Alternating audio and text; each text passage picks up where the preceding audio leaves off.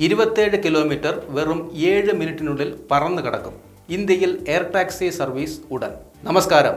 നമ്മുടെ രാജ്യത്ത് ഏതൊക്കെ രീതിയിലുള്ള ഗതാഗത സൗകര്യങ്ങളാണ് ഉള്ളതെന്ന് നമുക്ക് ഏവർക്കും അറിയാവുന്ന കാര്യമാണ്. അതിവേഗ ട്രെയിനുകൾ, ടിക്കറ്റ് നിരക്ക് കുറഞ്ഞ വിമാനങ്ങൾ, മെട്രോ റെയിലുകൾ എന്നിങ്ങനെ നിരവധി യഥാർത്ഥ സൗകര്യങ്ങൾ ജനങ്ങൾക്ക് വേണ്ടി രാജ്യത്തുണ്ട്. മാത്രമല്ല, സൗകര്യങ്ങൾ അതിവേഗം മാറിക്കൊണ്ടിരിക്കുകയുമാണ്.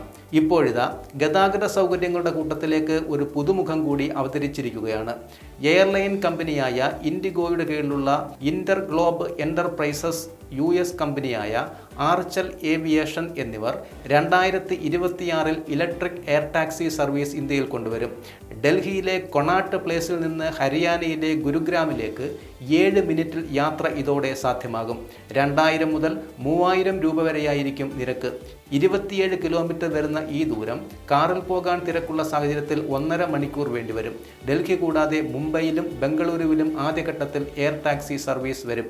വെർട്ടിക്കൽ ടേക്ക് ഓഫ് ലാൻഡിംഗ് ശേഷിക്കുള്ള 200 ഇലക്ട്രിക് വിമാനങ്ങൾ ആർച്ചർ ഏവിയേഷൻ നൽകും. പൈലറ്റ് കൂടാതെ 4 പേർക്ക് യാത്ര ചെയ്യാം. പ്ലെയിൻ ചാർജ് ചെയ്യാൻ 30 മുതൽ 40 മിനിറ്റാണ് വേണ്ടത്.